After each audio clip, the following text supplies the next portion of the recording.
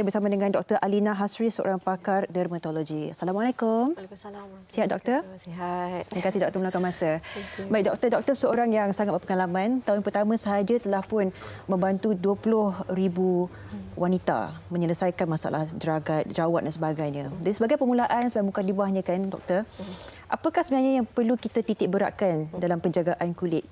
Adakah kita sekadar mengejar menjadi cerah ke, kulit flawless saja ke, ataupun apakah sebenarnya yang perlu kita perlihatkan, Doktor? Okey, the main yang paling utama sekali adalah pemilihan kosmetik kosmetik ataupun skincare yang betul. Baik. Tapi yang paling penting sekali adalah penggunaan tabir suria ataupun sunscreen. Okey. Dari awal lagi sampai ke inilah. So pemilihan kosmetik yang betul akan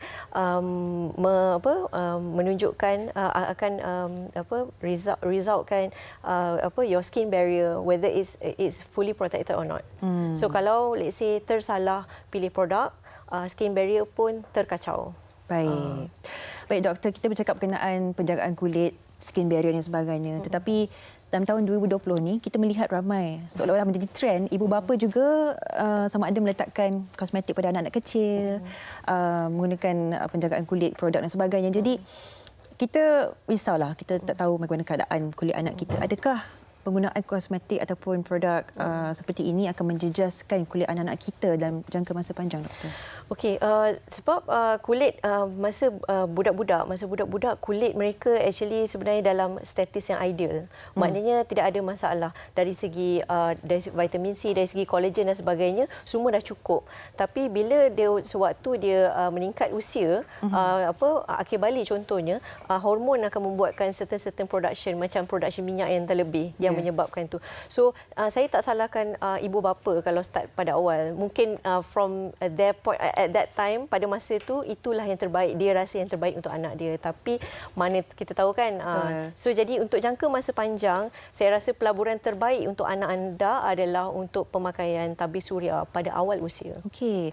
Jadi untuk anak-anak kecil kita macam nak mula sekolah dan sebagainya, benda pertama adalah bukan produk kosmetik apa, tapi tabir suria ataupun sunscreen. Sunscreen, yes. Baik, itu yang paling optimum sekali. Yes. That's the best investment that you can give to your kids actually. Baik, Doktor, kita bercakap berkenaan produk ni di pasaran macam-macam, pelbagai jenama. Dan kita pula, bagi seseorang yang mungkin tak tahu apakah terma tertentu yang kita bacakan, agak sukar nak difahami. Jadi macam mana kita nak memastikan yang sebelum kita membeli ni, kita buat research, kita kaji selidik, tetapi apa yang perlu kita tengok sebenarnya di packaging ataupun di botol tersebut? Okey, kalau if you ask my personal opinion, saya rasa produk yang kalau boleh you kena beli daripada tempat yang kredibel. So drugstore is good. Tapi kalau online ataupun offline, you tengok kepada ada ke tak persijilan-persijilan yang seperti yang diperkatakan tadi, KKM dan halal is quite a good ni juga sijil juga after that.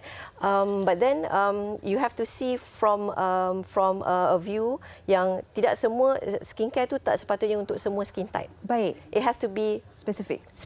Yeah. So kalau untuk all skin type tu, I tak personally I tak suggest.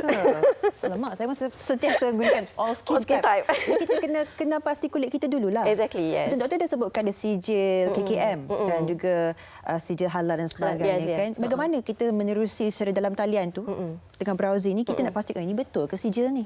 That's why you go to the website lah.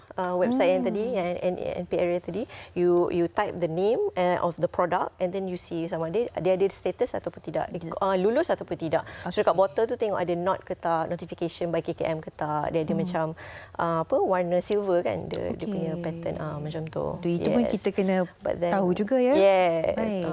Doktor, kita melihat perkongsian patient doktor tadi, Nurul Nabila, kan. Bagi seseorang yang telah pun terjerumus, dah memang menggunakan, dah ada masalah dah ni. Apa sebenarnya langkah seterusnya selepas itu untuk memperbaiki?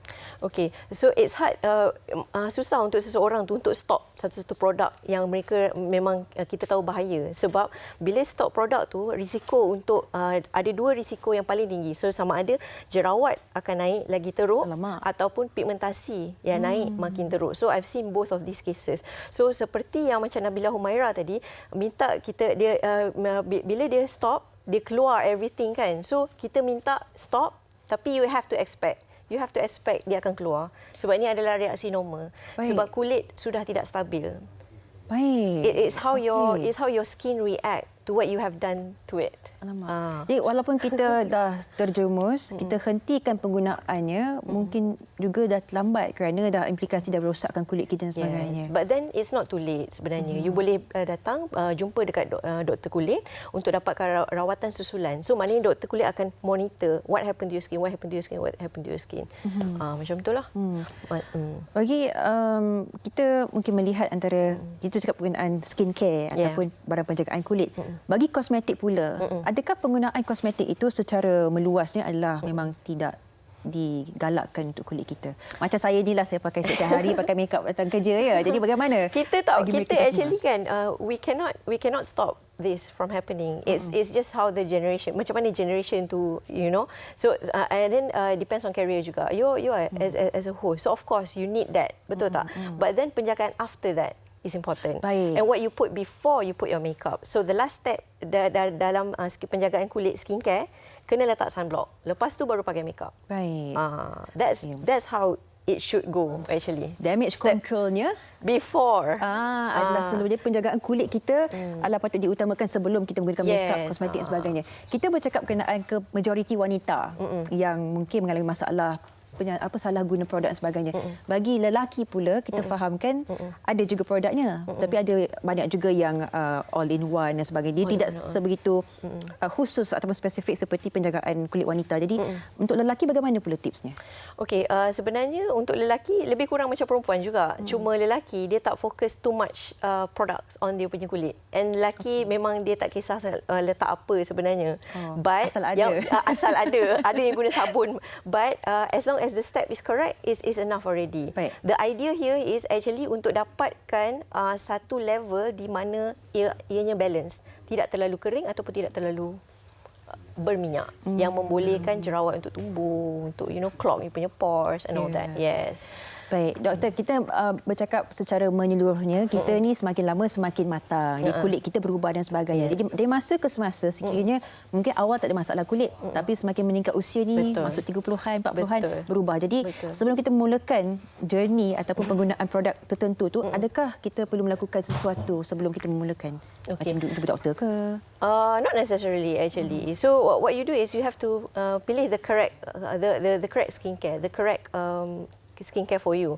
So berdasarkan jenis kulit anda. So maknanya tengah hari dalam pukul 12 sampai pukul 3 berminyak ataupun kering, ataupun bila you bangun tidur berminyak ataupun kering. So kita cari produk-produk yang boleh cater to those. Baik. So kalau dua-dua, kalau berminyak you kena cari something ingredients yang untuk kurangkan minyak tu.